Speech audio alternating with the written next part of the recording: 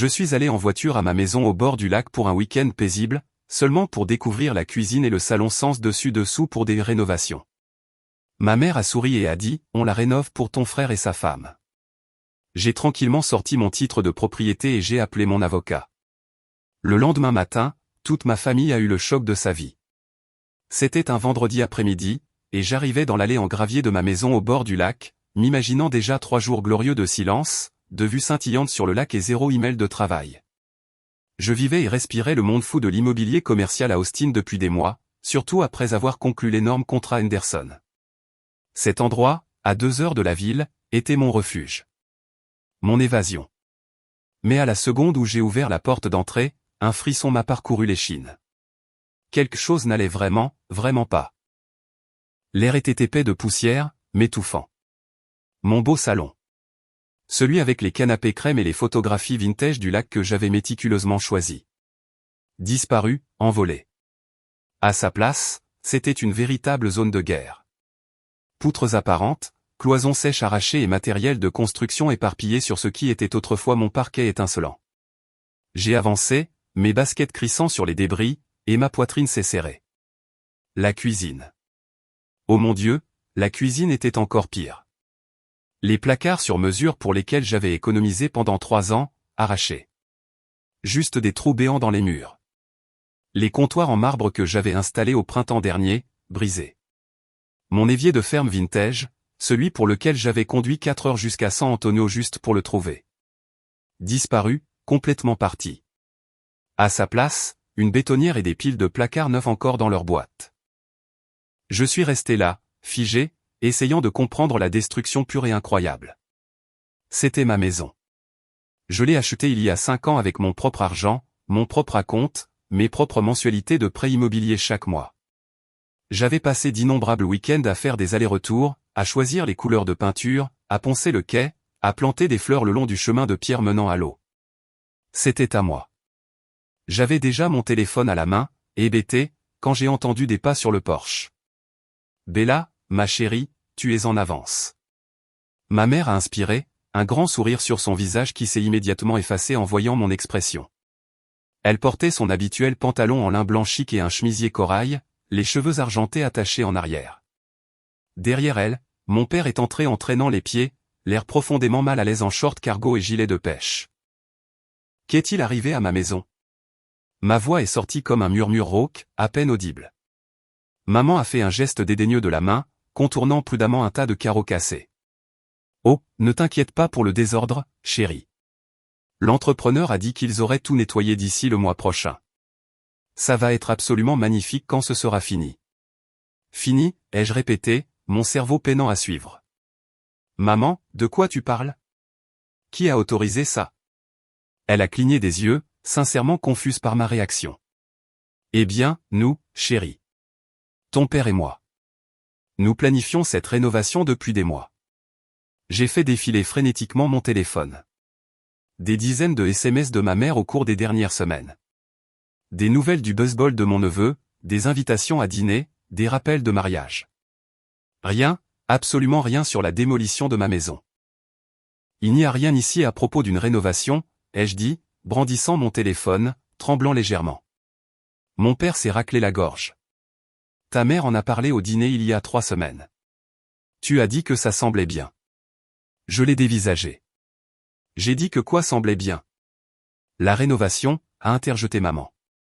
On t'a dit qu'on voulait moderniser la cuisine et ouvrir le salon. Tu étais sur ton téléphone, mais tu as hoché la tête et dit que ça semblait sympa. Le souvenir m'est revenu dans un flash brumeux et écœurant. J'avais été chez eux pour le dîner du dimanche, complètement épuisé, répondant à des emails urgents de clients pendant que ma mère parlait de quelque chose. J'ai probablement hoché la tête sans écouter. Même si j'ai dit ça, ce dont je ne me souviens pas. C'est ma maison, ai-je dit, ma voix dangereusement basse. Vous ne pouvez pas simplement engager des entrepreneurs et la démolir sans ma permission explicite. Ce n'est pas votre propriété. L'expression de ma mère a alors changé, quelque chose de froid et de dur a traversé son visage. Bella, ma chérie, ne sois pas si dramatique. Nous faisons ça pour la famille. Ton frère et Victoria vont bientôt avoir besoin de plus d'espace, et cette maison reste vide la plupart du temps. Il est logique de la rendre plus fonctionnelle pour quand ils viendront. Les mots m'ont frappé comme un coup physique. Pour quand Jacob et Victoria viendront, pour quand ils emménageront, m'a corrigé maman, presque gentiment. Nous en parlons depuis des mois, ma chérie. La société de marketing de Jacob est en pleine expansion, et il veut ouvrir une antenne ici. La maison du lac est parfaite pour eux. Beaucoup de place pour un bureau, et Victoria a toujours aimé l'eau. Et puis, tu sais, ils essaient d'avoir un bébé. La pièce s'est mise à tourner. Emménager, maman. C'est ma maison. Je l'ai achetée. Elle m'appartient. Eh bien, techniquement, nous avons aidé avec la compte, a murmuré mon père. Vous m'avez donné 15 000 $ il y a 5 ans comme cadeau d'anniversaire, ai-je rétorqué, les mots chargés de fureur. Les 75 000 $ restants provenaient de mes économies, et je paie le prêt immobilier toute seule depuis. Ma mère, complètement imperturbable, a simplement souri. Personne ne donne rien à personne, Bella. Nous la rendons juste plus agréable pour que tout le monde puisse l'utiliser. Tu es toujours si occupé par le travail de toute façon.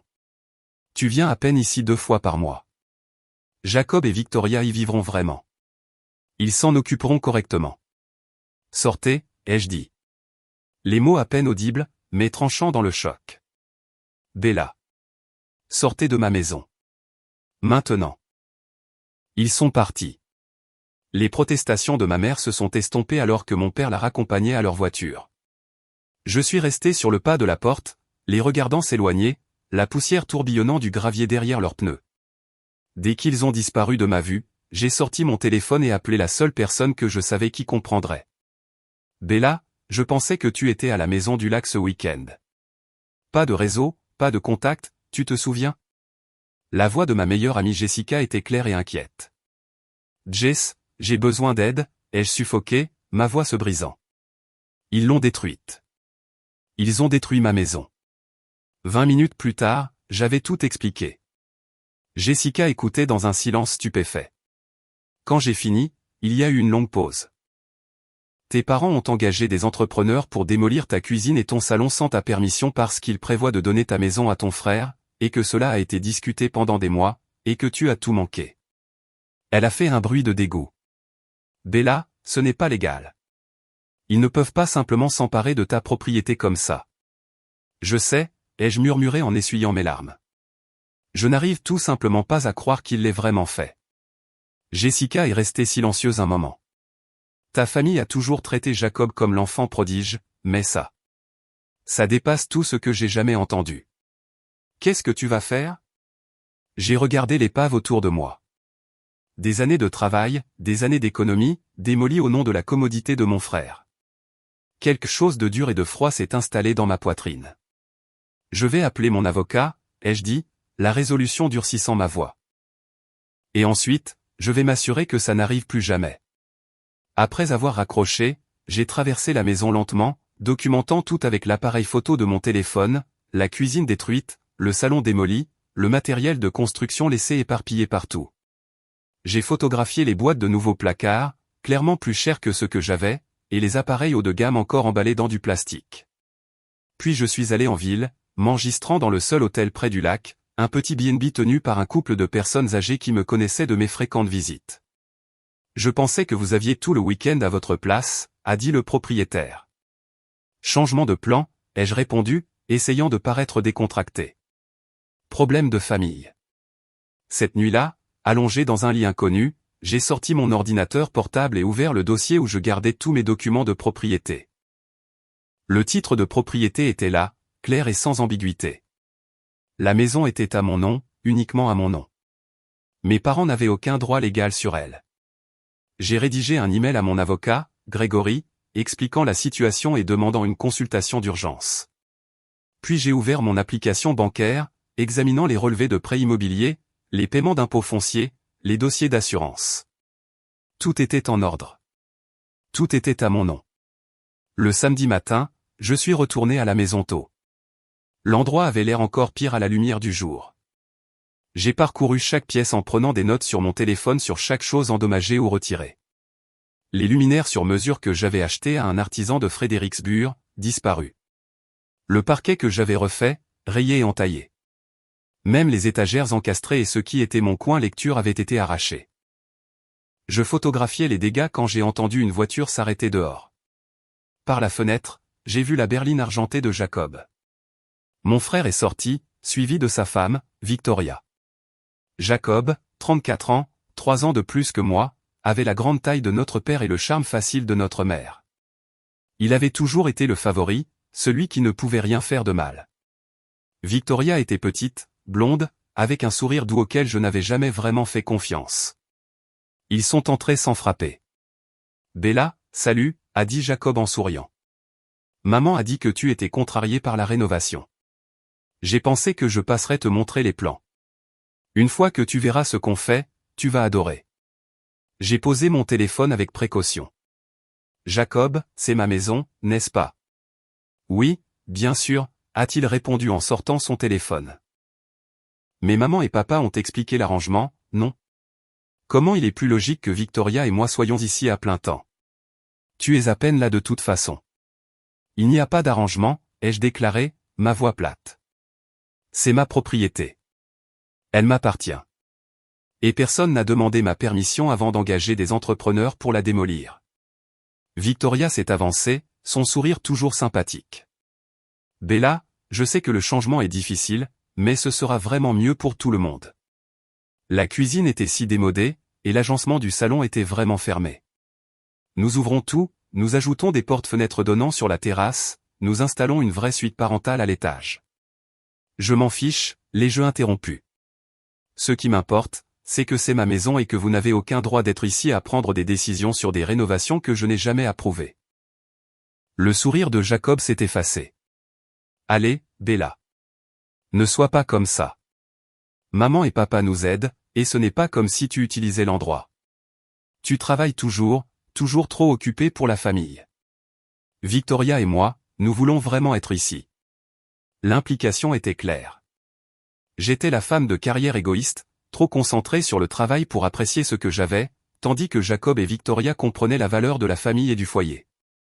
C'était le même récit que j'avais entendu toute ma vie. Sortez, ai-je dit, ma voix à peine plus forte qu'un murmure. Bella. Sortez de ma maison tout de suite, tous les deux. Ou j'appelle la police. Le doux sourire de Victoria est devenu acéré. Tu sais, ta mère avait raison. Tu es incroyablement égoïste à ce sujet. Je me comporte comme quelqu'un dont la propriété a été illégalement vandalisée, ai-je contré, la rage froide faisant enfin surface. Partez maintenant. Ils sont partis. Je suis resté seul dans les ruines de mon salon, le cœur battant. J'ai appelé Grégory depuis le porche, regardant le lac qui m'avait toujours apporté la paix. Il a répondu à la deuxième sonnerie. Bella, j'ai reçu ton email. C'est une sacrée situation. J'ai expliqué tout ce qui s'était passé depuis la veille, y compris la conversation avec Jacob et Victoria. Grégory a écouté, une présence stable. D'accord, a-t-il dit quand j'ai fini, voici ce que nous allons faire. Premièrement, vous devez tout documenter. Chaque dommage, chaque conversation, chaque message texte. Deuxièmement, je vais rédiger une lettre de mise en demeure aux entrepreneurs et aux membres de votre famille, indiquant clairement qu'aucun autre travail ne doit être effectué sans votre autorisation écrite. Troisièmement, nous allons envoyer un avis formel indiquant que tous les membres de la famille occupant ou tentant d'occuper votre propriété le font illégalement. Mes parents vont perdre la tête, ai-je dit, me préparant. Ce n'est pas votre problème, a répondu calmement Grégory. Ce qu'ils ont fait est une violation de propriété et une destruction de biens au minimum.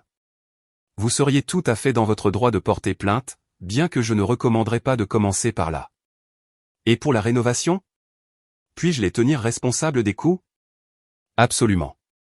S'ils ont engagé des entrepreneurs sans votre permission, ils sont responsables à la fois du coût des travaux non autorisés et du coût de la restauration de votre propriété dans son état antérieur. Avez-vous des documents montrant à quoi ressemblait la maison avant? J'ai pensé aux dizaines de photos que j'avais prises au fil des ans. Oui, j'ai tout. Bien. Envoyez-moi tout ça. Je préparerai également une lettre de demande. Et s'il ne paie pas? Grégory a fait une pause. Alors nous les poursuivrons en justice. Mais Bella, je dois vous demander, êtes-vous préparé à ça? Poursuivre votre famille en justice va créer une rupture permanente. J'ai regardé les poutres apparentes de mon salon démoli, le matériel de construction éparpillé sur mon sol. J'ai pensé au mépris désinvolte de ma mère pour ma propriété, à la supposition arrogante de Jacob qu'il pouvait simplement prendre ce qui était à moi. Oui, ai-je dit. Je suis préparé. Cet après-midi-là, j'ai passé des heures à rassembler toutes les preuves que j'avais.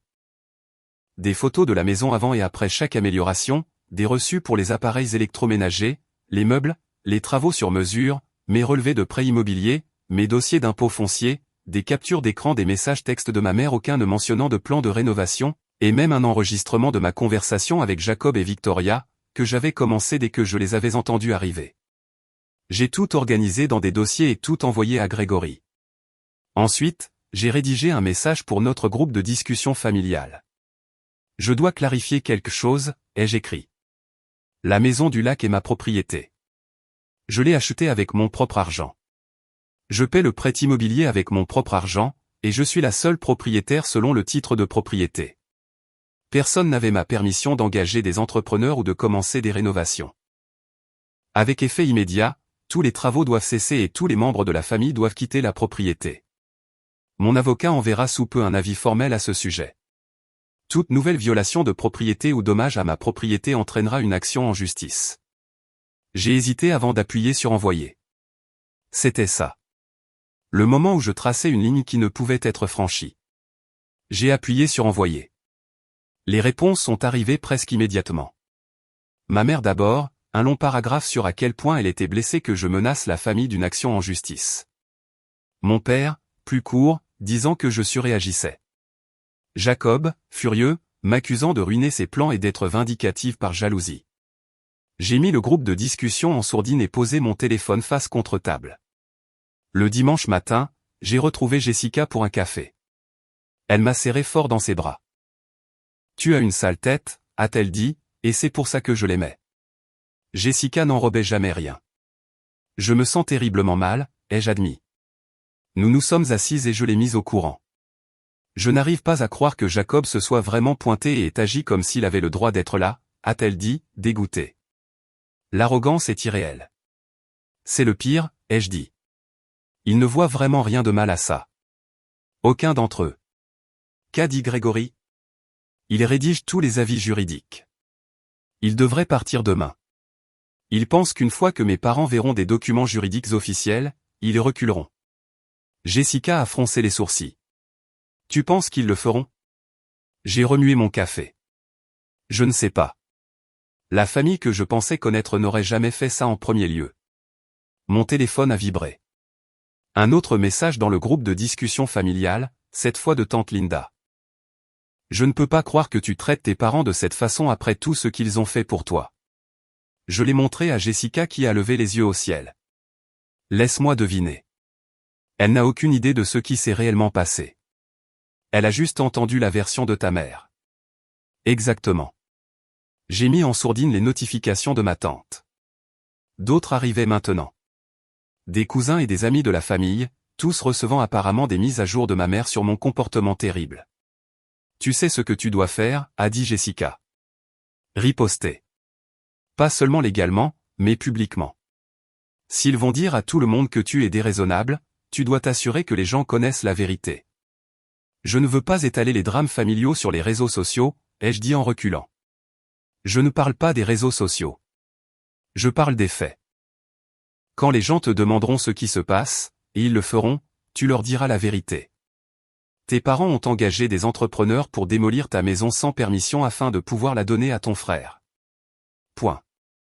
Pas d'émotion, pas de drame, juste des faits. Elle avait raison. J'avais passé toute ma vie à essayer de maintenir la paix, à essayer de ne pas faire de vagues, mais garder le silence ne m'avait pas protégé. Cela leur avait juste facilité la tâche de profiter de moi. D'accord, ai-je dit. Une nouvelle résolution se formait. Les faits seulement. Je peux faire ça. Le lundi matin a apporté un email de Grégory. Les lettres de mise en demeure avaient été envoyées par courrier recommandé et par email à mes parents, à Jacob, à Victoria et à l'entreprise de construction. J'ai lu le langage juridique, clair et sans ambiguïté, exposant mon droit de propriété et exigeant que tous les travaux cessent immédiatement. Il y avait aussi une lettre de demande exigeant que mes parents paient pour tous les dommages avec un délai de 15 jours pour répondre. J'étais assise dans la salle du petit déjeuner de l'hôtel quand mon téléphone a sonné. Maman. Je l'ai laissé aller à la messagerie vocale. Elle a rappelé immédiatement. Puis mon père, puis Jacob. Je les ai tous ignorés. Les notifications de messagerie vocale se sont accumulées. J'ai attendu après mon café avant d'écouter. La voix de ma mère était stridente de colère. Bella, qu'as-tu fait? Nous venons de recevoir une menace légale d'un avocat prétendant que nous avons violé ta propriété. C'est absurde. Tu dois annuler ça tout de suite avant de mettre toute la famille dans l'embarras. Mon père avait l'air fatigué et déçu. Bella, ma chérie, je sais que tu es contrariée, mais impliquer des avocats n'est pas la solution. S'il te plaît, rappelle ta mère pour que nous puissions arranger ça. Jacob était furieux. Tu te moques de moi? Tu nous as envoyé une mise en demeure. Victoria est en larmes. Maman est en pleine crise de nerfs. Tout ça parce que tu ne peux pas partager une stupide maison que tu utilises à peine. Grandis un peu, Bella. J'ai supprimé tous les messages vocaux et ouvert mon ordinateur portable. Il était temps de commencer à rechercher des entrepreneurs en restauration et à obtenir des devis. Le mardi après-midi, j'avais des devis de 3 entrepreneurs différents sur le coût de la restauration de ma maison dans son état antérieur.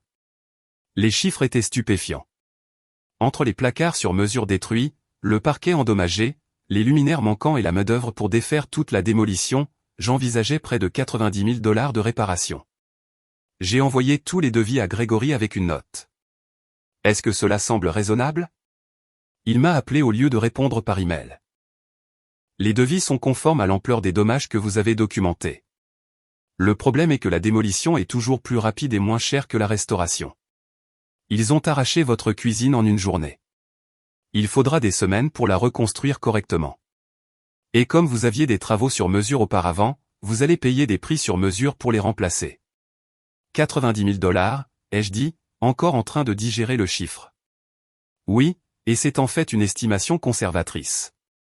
Si vous vouliez passer au niveau de finition qu'il prévoyait d'installer pour votre frère, ce serait beaucoup plus. Je ne veux pas ce qu'il prévoyait. Je veux ce que j'avais. Compris. J'inclurai ces devis dans notre demande à vos parents. À ce propos, nous avons reçu une réponse de leur avocat ce matin. Mon estomac s'est noué. Ils ont engagé un avocat. Oui, un ami de votre père. Apparemment, la réponse n'est pas solide. Il soutient que vos parents avaient une permission implicite de faire des améliorations sur la base de votre conversation au dîner et de leur contribution financière à votre acompte il y a 5 ans. C'est ridicule. Je suis d'accord, et franchement, n'importe quel juge le serait aussi. La loi est très claire sur la propriété, mais cela signifie qu'ils se battent plutôt que d'accepter leurs responsabilités. J'ai fermé les yeux. Une partie de moi avait espéré qu'une fois qu'il verrait les documents juridiques, il reculerait et s'excuserait. Cet espoir était mort maintenant. Quelle est notre prochaine étape? Ai-je demandé. Nous intentons un procès. Violation de propriété civile et destruction de biens. Nous demandons le coût des réparations plus des dommages-intérêts pour la perte d'usage de votre propriété pendant la période de restauration, plus les frais de justice. Compte tenu de la documentation que vous avez, c'est un cas simple. Combien de temps cela prendra-t-il? Cela pourrait prendre de 6 mois à 1 an avant d'arriver au procès, à moins qu'il ne règle à l'amiable. Mais en attendant, nous pouvons demander une ordonnance restrictive d'urgence empêchant tout autre travail sur la propriété et exigeant que les membres de votre famille restent à l'écart. Faites-le, ai-je dit. Tout. Les jours suivants se sont enchaînés. J'ai engagé l'un des entrepreneurs en restauration pour commencer les travaux immédiatement, payant avec mes économies et documentant chaque dépense. L'ordonnance restrictive a été accordée. Le juge n'était clairement pas impressionné par les arguments juridiques de ma famille. Mes parents et Jacob ont reçu l'ordre de rester à au moins 500 pieds de la propriété jusqu'à ce que l'affaire soit résolue. Les retombées familiales ont été immédiates et brutales. Mon téléphone a explosé de messages de parents que je connaissais à peine. Tous me disant que je détruisais la famille pour de l'argent. La meilleure amie de ma mère m'a appelé pour me dire que je devrais avoir honte de moi. Ma grand-mère, 86 ans et habituellement gentille, a laissé un message vocal disant qu'elle était déçue de la femme que j'étais devenue. Seule Jessica et une poignée de mes amis du travail ont compris. Il serre les rangs, a dit Jessica quand je lui ai montré certains des messages. Comportement familial classique. Tu menaces l'ordre établi, alors tout le monde se mobilise pour le protéger. Je voulais juste qu'ils admettent que ce qu'ils ont fait était mal et qu'ils paient pour réparer, ai-je dit. C'est tout. Tu n'as pas à détruire quoi que ce soit, a-t-elle dit. Tu dois juste te défendre. Et dans ta famille, c'est la même chose. Le vendredi, une semaine après avoir découvert la destruction, j'étais de retour à Austin pour le travail. La restauration de la maison était en cours, l'entrepreneur promettant que tout serait terminé en 6 semaines. Le procès était intenté. L'ordonnance restrictive était en place, et je n'avais parlé directement à aucun membre de ma famille immédiate depuis le jour où j'avais envoyé ce message de groupe. Je me suis plongé dans le travail, reconnaissante pour la distraction, mais ma concentration était partie. Je n'arrêtais pas de vérifier mon téléphone pour des nouvelles de Grégory, de l'entrepreneur, pour de nouveaux messages de parents qui voulaient me dire quelle personne terrible j'étais. Assise à mon bureau un mercredi après-midi, mon téléphone a sonné avec un numéro que je ne reconnaissais pas. J'ai failli le laisser aller à la messagerie vocale, mais quelque chose m'a poussé à répondre. Est-ce bien Bella? La voix d'une femme, professionnelle et nette. Oui. Qui est-ce? Je m'appelle Patricia. J'appelle de Henderson Construction, l'entreprise qui effectuait des travaux sur votre propriété avant que nous recevions la lettre de mise en demeure. Je voulais vous contacter personnellement parce que quelque chose dans cette situation me dérange, a poursuivi Patricia, sa voix prudente et mesurée. Lorsque vos parents nous ont engagés, ils ont présenté des documents qui, selon eux, prouvaient qu'ils avaient le droit d'autoriser des travaux sur la propriété. Après avoir reçu l'avis juridique de votre avocat, j'ai sorti notre dossier pour tout vérifier. D'accord, ai-je dit lentement, mon rythme cardiaque s'accélérant. Les documents qu'ils nous ont montrés étaient partiellement falsifiés, ou du moins ils déformaient leur nature. Ils avaient une copie de votre titre de propriété, mais ils nous ont dit qu'il était à leur nom. Ils avaient aussi ce qu'ils prétendaient être une procuration, leur donnant le droit de prendre des décisions concernant la propriété. Après la lettre de votre avocat, j'ai demandé à notre équipe juridique de vérifier le titre de propriété. Il est uniquement à votre nom, exactement comme vous l'avez déclaré. Il n'y a pas de procuration enregistrée auprès du comté. J'ai eu froid. Ils ont falsifié des documents pour vous engager. Pas exactement falsifiés, disons plutôt qu'ils ont menti sur la signification des documents. Mais oui, essentiellement, ils ont déformé leur autorité pour nous engager. Si nous avions su qu'ils n'avaient pas la permission légale, nous n'aurions jamais accepté le travail. Pourquoi me dites-vous cela? Patricia a hésité. Parce que je suis dans ce métier depuis 20 ans et je connais la différence entre un désaccord familial et quelque chose de plus grave. Ce que vos parents ont fait dépasse les bornes. Vous méritez de savoir exactement ce qui s'est passé. Aussi, franchement, nous ne voulons pas être pris au milieu de ce procès. Si vous avez besoin de documents de notre part sur ce qu'on nous a dit et quels documents nous ont été montrés, nous les fournirons. Après avoir raccroché avec Patricia, je suis resté assise à mon bureau pendant un long moment, fixant l'écran de mon ordinateur sans le voir. Mes parents avaient menti aux entrepreneurs. Ils avaient délibérément déformé des documents pour faire croire qu'ils avaient l'autorité de démolir ma maison. Ce n'était pas un malentendu ou une divergence d'opinion sur la propriété familiale. C'était une tromperie calculée.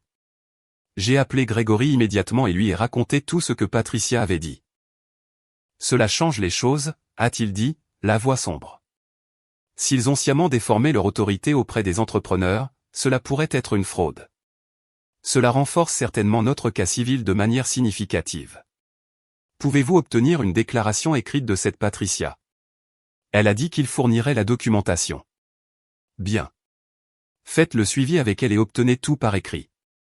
Cela pourrait suffire à les pousser vers un règlement à l'amiable. La plupart des gens ne veulent pas aller au procès quand il y a des preuves de tromperie délibérée. Mais mes parents n'ont pas réglé à l'amiable.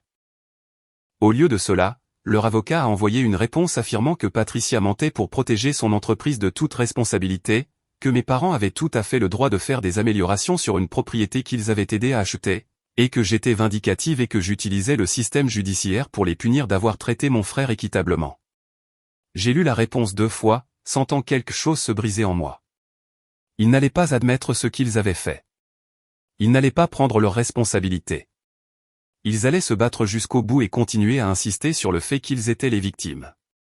Cette nuit-là, j'ai appelé Jessica. J'ai besoin de savoir quelque chose. Sois honnête. Suis-je déraisonnable? Y a-t-il une partie de tout ça où j'ai tort? Bella? Non. Absolument pas. Ils ont détruit ta maison sans permission. Ils ont menti aux entrepreneurs pour le faire. Ils essaient de donner ta propriété à ton frère. Il n'y a aucun univers où tu es la méchante ici. Alors pourquoi ai-je l'impression que le monde entier pense que je le suis?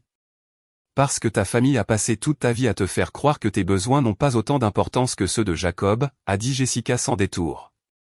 Et maintenant, tu te rebelles enfin et ils ne peuvent pas le supporter. Alors, ils mobilisent tous ceux qu'ils connaissent pour te faire sentir coupable et te faire reculer. C'est de la manipulation, Bella. De la manipulation classique. Je savais qu'elle avait raison, mais le savoir ne diminuait pas la douleur. Le procès a avancé lentement, passant par la phase de découverte et les dépositions. L'avocat de mes parents a essayé toutes les tactiques dilatoires possibles, demandant des reports, des prolongations et des délais supplémentaires pour répondre à chaque requête. Grégory a dit que c'était une pratique courante pour quelqu'un qui essaie de faire traîner les choses, mais c'était épuisant. 3 mois après avoir découvert la destruction, j'ai été interrogé par l'avocat de mes parents dans une salle de conférence à Austin. Il était exactement ce à quoi je m'attendais, d'âge moyen, trop confiant, portant un costume cher et un sourire condescendant. Bella, a-t-il commencé, pouvez-vous m'expliquer pourquoi vous croyez que vos parents, qui ont contribué à hauteur de $15 000 à votre acompte et que vous aimez beaucoup, détruiraient délibérément votre propriété? Je ne crois pas qu'ils aient considéré cela comme une destruction, ai-je dit prudemment, exactement comme Grégory m'avait coaché. Je crois qu'ils pensaient avoir le droit de prendre ces décisions parce qu'ils n'ont jamais respecté mon droit de propriété. Mais l'intention ne change rien au fait qu'ils ont engagé des entrepreneurs pour démolir ma cuisine et mon salon sans ma permission. Mais vous avez donné votre permission, n'est-ce pas? Au dîner, quand votre mère a mentionné les rénovations. Non, ma mère a mentionné quelque chose à propos de moderniser à un moment donné. Je n'étais pas pleinement attentive et j'ai peut-être fait un bruit non engageant. Ce n'est pas la même chose que de donner la permission pour le niveau de travail qui a été fait. Donc, vous admettez que vous ne prêtiez pas attention à votre propre mère? Grégory a posé une main sur mon bras. Ce n'est pas une question. Veuillez continuer. La déposition a duré 3 heures. Ils m'ont posé des questions sur ma relation avec mes parents, avec Jacob, sur la fréquence à laquelle j'utilisais la maison, sur mes finances, sur ma jalousie envers le mariage de mon frère. Ils ont essayé tous les angles pour me peindre comme une personne déraisonnable et difficile qui créait des problèmes pour rien. J'ai répondu à chaque question calmement et factuellement, exactement comme nous l'avions pratiqué. Quand ce fut terminé, Grégory m'a dit que j'avais bien fait, mais je me sentais vidé et épuisé. Ils vont régler à l'amiable, a-t-il dit alors que nous rangions nos affaires. Cette déposition ne s'est pas déroulée comme il l'espérait. Votre témoignage était clair et cohérent, et il n'y a rien qu'ils puissent utiliser contre vous. De plus, nous avons le témoignage de l'entrepreneur. Ils savent qu'ils vont perdre au procès. Quand, ai-je demandé? Cela pourrait prendre des semaines, peut-être quelques mois, mais ça arrive. Je suis retourné à la maison du lac ce soir-là. La restauration était presque terminée. L'entrepreneur ayant travaillé régulièrement pendant les 3 derniers mois. La cuisine ressemblait presque exactement à ce qu'elle était avant. Le salon était terminé, le parquet refait, les nouvelles cloisons sèches peintes, les meubles remplacés. Elle ressemblait de nouveau à ma maison, mais je ne la sentais pas de la même manière. Des mois après l'incident initial, j'ai reçu un appel de Grégory un mardi matin. Il propose de régler à l'amiable. Pour combien? Le coût total de la restauration plus vos frais de justice. Pas d'admission de culpabilité, mais une déclaration qu'ils regrettent le malentendu et ne contesteront pas votre droit de propriété. J'y ai réfléchi. La restauration avait coûté $87 000. Mes frais de justice s'élevaient à $40 000 et continuaient d'augmenter. Cela me rendrait mon argent, même si cela ne réparait rien des dommages émotionnels. Que recommandez-vous, ai-je demandé. Acceptez.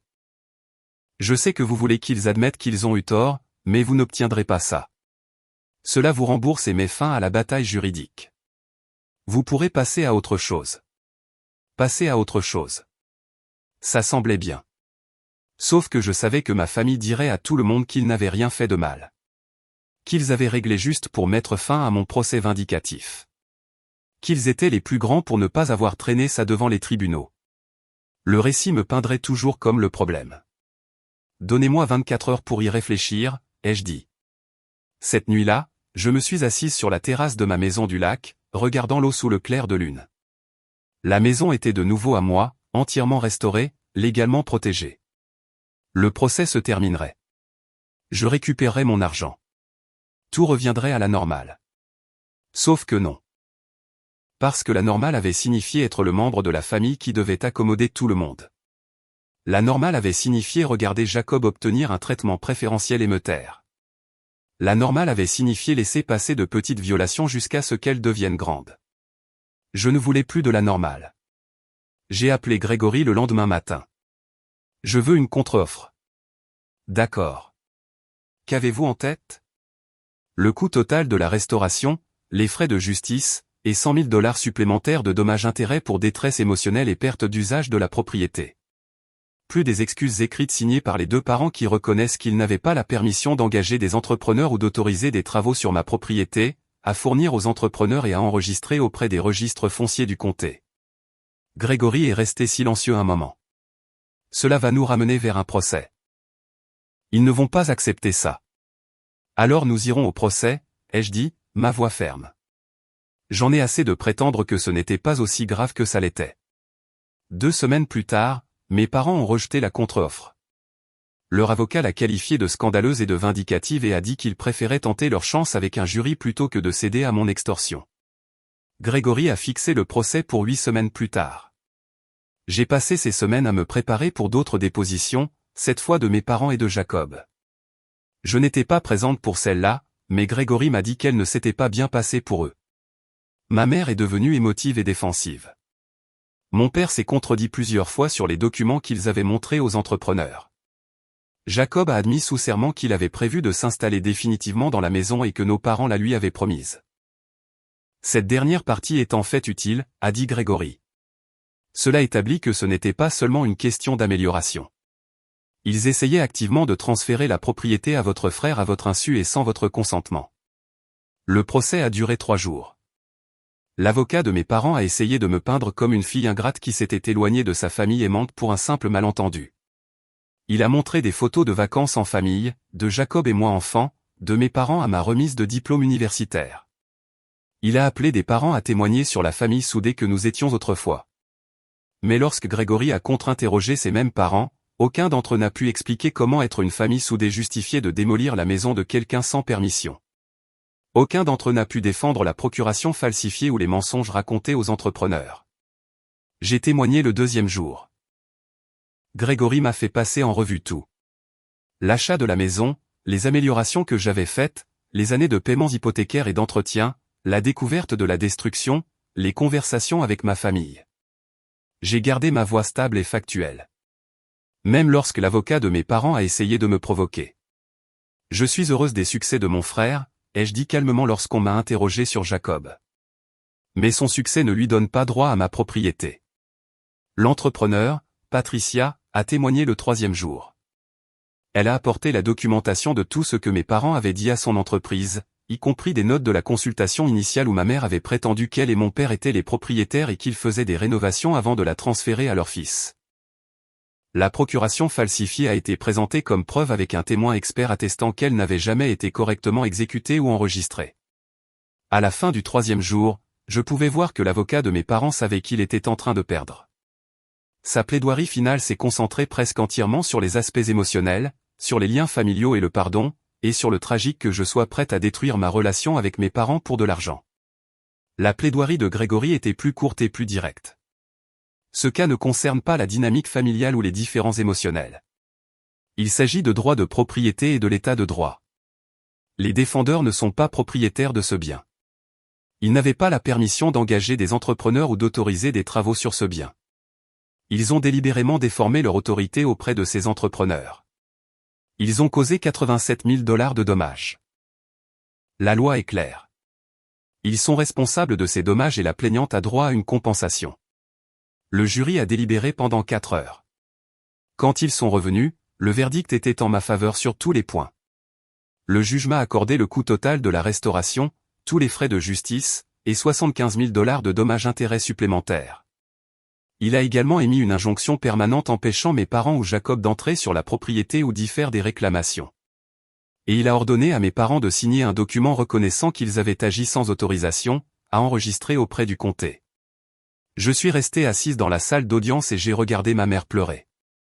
Mon père fixait la table, le visage gris. Jacob avait l'air furieux, chuchotant avec colère à Victoria. Leur avocat a rassemblé ses papiers rapidement, clairement désireux d'en finir avec l'affaire. Grégory s'est penché vers moi. Tu as gagné sur toute la ligne. Mais je ne me sentais pas victorieuse. Je me sentais fatiguée, triste et soulagée à la fois. À l'extérieur du palais de justice, mes parents et Jacob sont partis par une sortie latérale, m'évitant complètement. Je suis resté sur les marches avec Grégory et Jessica, qui avait pris sa journée de congé pour être là pour moi. Et maintenant, a demandé doucement Jessica. Maintenant, j'essaie de comprendre à quoi ressemblera ma vie sans eux, ai-je dit. Ce week-end-là, je suis allé à la maison du lac. C'était la mi-octobre, le temps était parfait, les arbres commençaient juste à changer de couleur. J'ai parcouru chaque pièce lentement, passant mes mains sur les placards restaurés, les parquets refaits, les nouveaux meubles qui ressemblaient assez à ceux que j'avais avant. C'était à moi, complètement et légalement à moi, avec des documents judiciaires pour le prouver. Personne ne pouvait me l'enlever maintenant.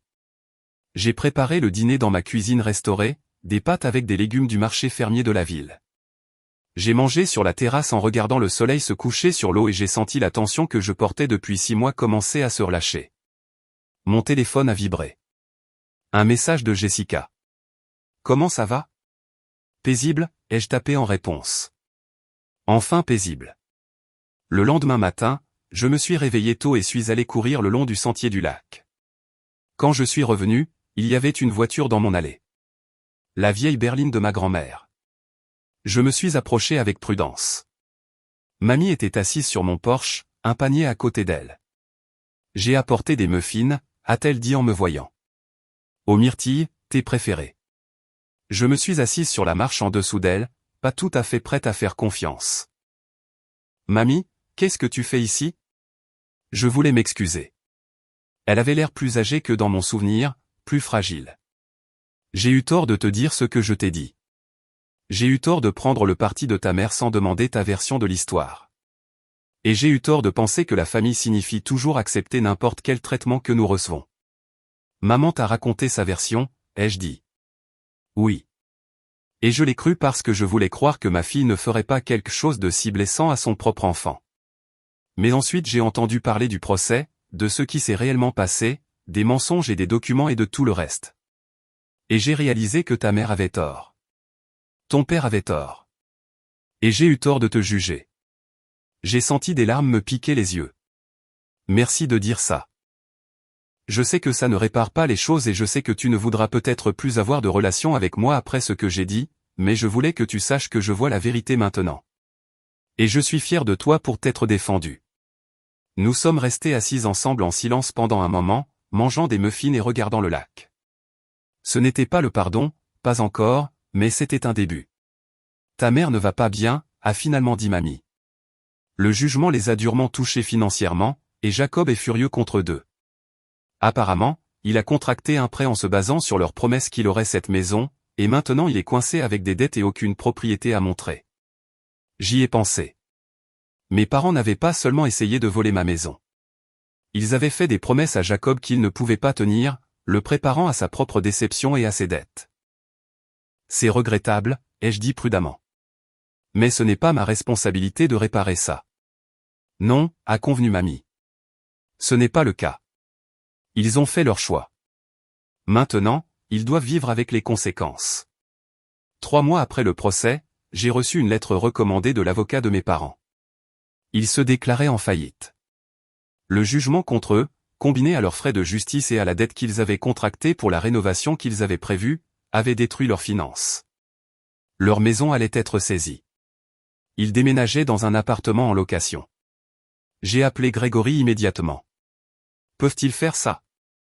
Ils peuvent se déclarer en faillite, oui. Que la dette soit annulée dépend de la façon dont le tribunal considère les circonstances. Étant donné que la dette découle d'un acte intentionnel plutôt que de circonstances commerciales normales, nous avons des motifs pour soutenir qu'elle ne devrait pas être annulée. Mais ce sera une autre bataille juridique. J'ai digéré cette information. Une autre bataille juridique.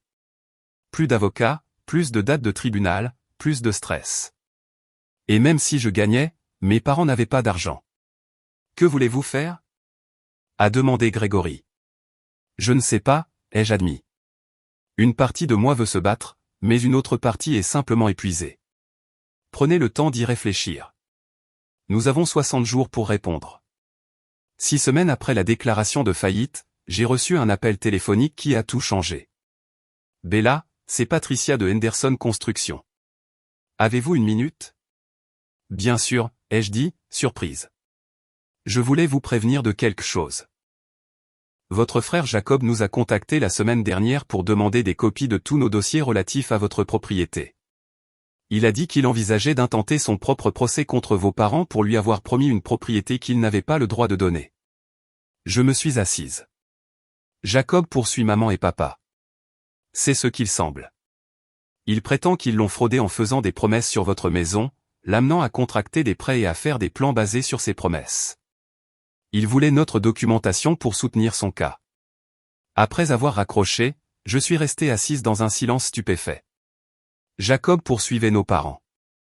L'enfant prodige se retournait contre eux, en colère que leur manigance les laissait endettés. Quelle que soit la fantaisie qu'ils avaient construite, ou la famille se ralliait autour d'eux, elle s'était complètement effondrée. J'ai appelé ma grand-mère qui a confirmé. Il a déposé les papiers la semaine dernière. Ta mère m'a appelé en larmes. Elle ne peut pas comprendre comment son propre fils a pu lui faire ça. Je lui ai fait remarquer qu'elle ne pouvait pas comprendre comment sa propre fille pouvait la poursuivre non plus. Mais apparemment, c'est différent. Est-ce que ça l'est vraiment, ai-je demandé. Non, a dit mamie. Ce n'est pas différent du tout. Le procès de Jacob alléguait fraude, rupture de promesses et préjudice financier. Il demandait des dommages-intérêts pour les paiements de prêts qu'il avait effectués, l'attente de vivre dans ma maison du lac, les coûts de ses plans annulés et pour détresse émotionnelle. Contrairement à mon cas simple de dommages matériels, le sien était désordonné et compliqué. J'ai regardé de loin ma famille se déchirer. La faillite de mes parents a été retardée pendant qu'ils géraient le procès de Jacob. Les membres de la famille qui m'avaient traité de vindicative étaient maintenant divisés. Certains soutenant Jacob, d'autres consternés qu'il poursuive ses propres parents. Ma mère a essayé de m'appeler 2 fois. Je n'ai pas répondu. Elle a laissé des messages vocaux me demandant de parler à Jacob, de lui dire d'abandonner le procès, d'aider à régler ce gâchis, comme si je lui devais quoi que ce soit. J'ai supprimé les messages vocaux sans répondre. En avril, 9 mois après avoir découvert la destruction de ma maison, je me tenais dans mon bureau d'Austin et regardais la ligne d'horizon de la ville. Ma patronne venait de m'offrir une promotion au poste de courtière principale avec une augmentation significative et ma propre équipe. Vous avez été l'une de nos meilleures performeuses, a-t-elle dit, même en faisant face à des problèmes personnels qui auraient fait dérailler la plupart des gens. C'est le genre de résilience que nous apprécions. J'ai accepté la promotion, et ce soir-là, Jessica m'a emmené célébrer. Nous sommes allés dans un bon restaurant de grillade au centre-ville, avons commandé du vin cher. Tu l'as fait, a dit Jessica en levant son verre. Tu t'es battu pour toi-même. Tu as gagné. Et tu prospères. C'est la meilleure des vengeances. Est-ce de la vengeance si je vis juste ma vie, ai-je demandé. Absolument, a-t-elle rétorqué. La meilleure vengeance, c'est le succès et le bonheur pendant que les gens qui t'ont fait du tort implosent. Tu as les deux. J'ai pensé à mes parents et à leur appartement en location, confrontés à la faillite et à un procès de leur propre fils. J'ai pensé à Jacob, profondément endetté et en difficulté juridique, son statut d'enfant prodige terni. J'ai pensé aux membres de la famille élargie qui m'avaient traité d'égoïste, regardant maintenant les conséquences se dérouler. Et je me suis pensé, dans ma maison du lac restaurée les week-ends, dans mon appartement d'Austin pendant la semaine, avec une nouvelle promotion et une vie que j'avais construite entièrement selon mes propres termes. Ouais, ai-je dit, je suppose que oui. La procédure de faillite s'est prolongée jusqu'au printemps. Le juge a fixé une audience pour fin juillet. Je ne voulais pas y aller, mais Grégory a insisté sur le fait que je devais être là. Mes parents étaient assis de l'autre côté de la salle d'audience avec leur avocat spécialisé en faillite, l'air plus âgé et plus usé. Les cheveux de ma mère étaient devenus presque entièrement blancs. Mon père avait perdu du poids, son costume flottait sur lui. Jacob était là aussi, avec son propre avocat, s'opposant à l'annulation de la faillite car cela affecterait sa capacité à recouvrer son propre jugement. Il ne m'a pas regardé. L'audience a duré 2 heures. L'avocat de mes parents a brossé le tableau de 2 personnes âgées qui avaient commis une erreur et étaient maintenant punies au-delà de toute raison. Il a soutenu que les forcer à payer les laisserait sans ressources. Grégory a rétorqué qu'ils avaient délibérément fraudé des entrepreneurs et tenté de voler une propriété, et que leur permettre d'annuler cette dette enverrait le message qu'un tel comportement n'avait aucune conséquence. Quand ce fut terminé, le juge a pris l'affaire en délibéré, disant qu'il rendrait une décision dans les 30 jours. J'ai quitté le palais de justice et suis allé directement à la maison du lac, ayant besoin de paix. Je me suis assise sur ma terrasse avec une boisson fraîche et j'ai essayé de ne pas penser au visage défait de mes parents. Mon téléphone a vibré. Un SMS d'un numéro que je ne reconnaissais pas, c'est Victoria. Peut-on parler? J'ai fixé le message avant de répondre. À propos de quoi? De tout, s'il te plaît.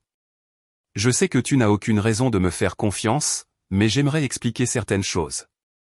Est-ce que je peux t'offrir un café?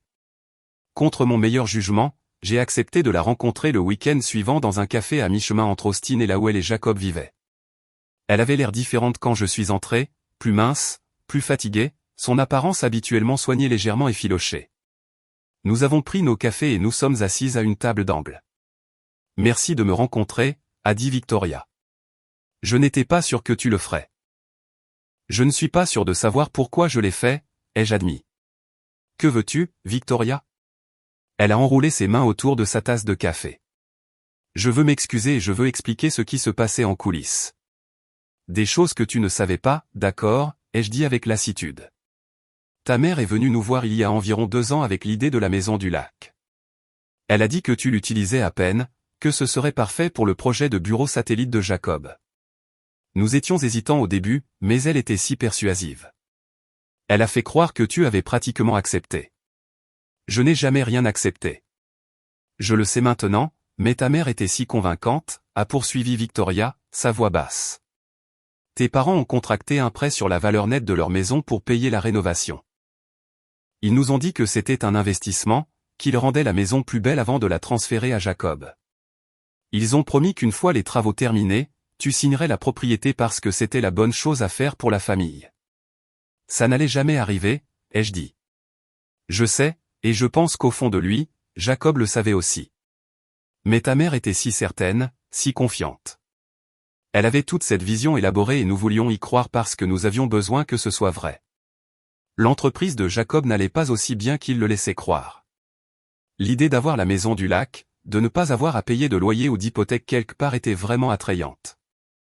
J'ai siroté mon café, la laissant parler. Quand tu as refusé de suivre, quand tu as envoyé cette lettre de mise en demeure, ta mère nous a dit que tu étais vindicative et jalouse. Elle a dit que tu avais toujours été difficile au sujet du succès de Jacob. Nous l'avons cru. Je l'ai cru et je t'ai dit des choses terribles parce que je pensais que tu étais égoïste. Tu m'as traité d'enfant gâté, ai-je dit doucement. Je sais. Je suis tellement désolé. J'ai eu tort sur toute la ligne. Ta mère nous a manipulés et nous l'avons laissé faire parce que cela servait nos intérêts. Mais tu avais raison. C'était ta maison.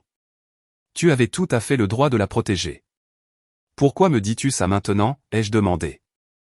Victoria a baissé les yeux sur son café. Parce que je divorce de Jacob et parce que je pense que tu mérites de connaître la vérité sur ce qui se passait, même si ça ne change rien. Je me suis reculé, stupéfaite. Tu divorces de lui? Le stress de tout ça, les poursuites, la dette, ça nous a détruits. Mais plus que ça, j'ai réalisé que Jacob est exactement comme ta mère.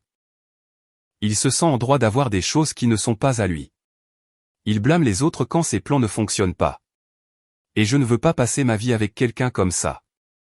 Nous sommes restés en silence pendant un moment. Le café était bondé autour de nous. Les gens allaient et venaient. Je ne te pardonne pas, ai-je finalement dit. Pas encore. Peut-être jamais, mais j'apprécie que tu me dises ça. Victoria a hoché la tête. C'est juste. Je voulais juste que tu saches que tout n'était pas comme il semblait. Ta mère a orchestré une grande partie de tout ça. Et même si Jacob et moi étions des participants consentants, nous étions aussi manipulés. Après son départ, je suis resté seul dans le café pendant un long moment, digérant tout. Mes parents avaient contracté un prêt sur la valeur nette de leur maison pour financer la rénovation. Ils avaient promis la maison à Jacob comme si elle était à eux. Ils avaient construit toute une fantaisie et s'étaient convaincus que ça marcherait. Et quand j'ai refusé de jouer le jeu, tout s'est effondré. Le juge de la faillite a rendu sa décision en août. Il a autorisé mes parents à annuler la plupart de leurs dettes, mais il a spécifiquement exclu le jugement que j'avais contre eux.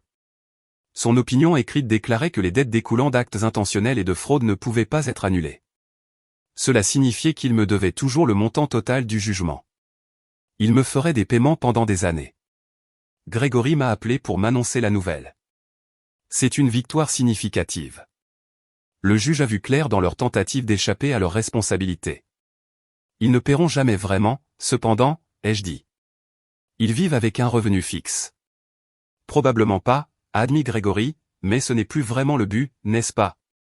Il avait raison. L'argent n'avait plus autant d'importance que je le pensais. Ce qui importait, c'est que je m'étais défendu et que j'avais gagné. Le procès de Jacob contre nos parents a été réglé à l'amiable en septembre. Les termes étaient confidentiels, mais ma grand-mère m'a dit que nos parents avaient accepté de céder le titre de leur voiture et de faire de petits paiements mensuels. C'était une fraction de ce qu'il avait demandé. La famille est complètement fracturée maintenant, a dit mamie. Tes parents ne parlent à aucun de leurs enfants. Le divorce de Jacob et Victoria est laid. La moitié de la famille élargie a pris parti ou a cessé d'assister aux événements. Thanksgiving va être gênant. Je ne serai pas là de toute façon, ai-je dit. Je sais, mais je voulais que tu l'entendes de ma bouche. Ta mère ne cesse de dire que tu as détruit la famille avec ton égoïsme. Mais ceux d'entre nous qui étaient attentifs savent que ce n'est pas vrai. Elle a détruit la famille en essayant de te voler. En octobre, un an après la découverte initiale, j'ai organisé une fête à la Maison du Lac. Pas une réunion de famille, une fête pour mes amis, mes collègues, les gens qui m'avaient soutenu. Jessica m'a aidé à la planifier et nous avons invité 30 personnes pour un après-midi d'automne. Les gens ont nagé dans le lac même si l'eau commençait à être froide. Nous avons fait des grillades. Quelqu'un a apporté une guitare et a joué des chansons folkloriques au coucher du soleil. Je me tenais sur ma terrasse, regardant les gens qui avaient choisi d'être dans ma vie et je me sentais reconnaissante. C'est sympa, a dit Jessica, venant se tenir à côté de moi. Tu as l'air heureuse. Je suis heureuse, ai-je dit, réalisant pour la première fois depuis un an. Je suis vraiment heureuse. Bien. Tu le mérites. Mes parents ne se sont jamais remis financièrement ou émotionnellement du double coup de mon procès et de celui de Jacob.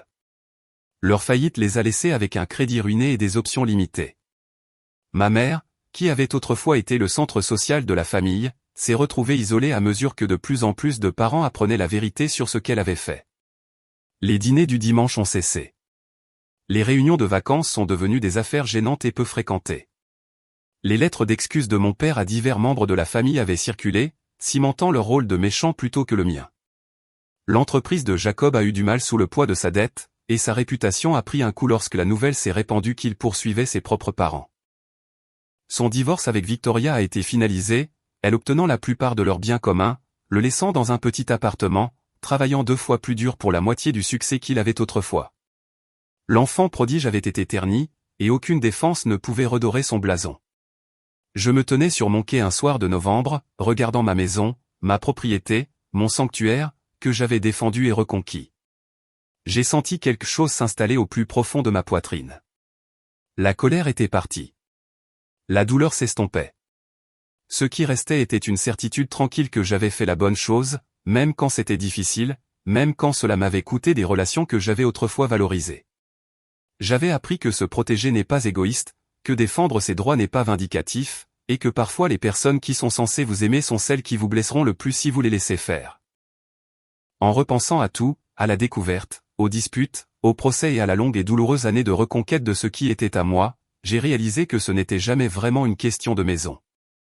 Il s'agissait de refuser de disparaître, de refuser d'être commode, de refuser de me sacrifier pour des gens qui ne me voyaient que comme un obstacle à ce qu'ils voulaient. Et dans ce refus, dans ce combat, je m'étais retrouvé. Merci d'avoir regardé. Prenez soin de vous. Bonne chance.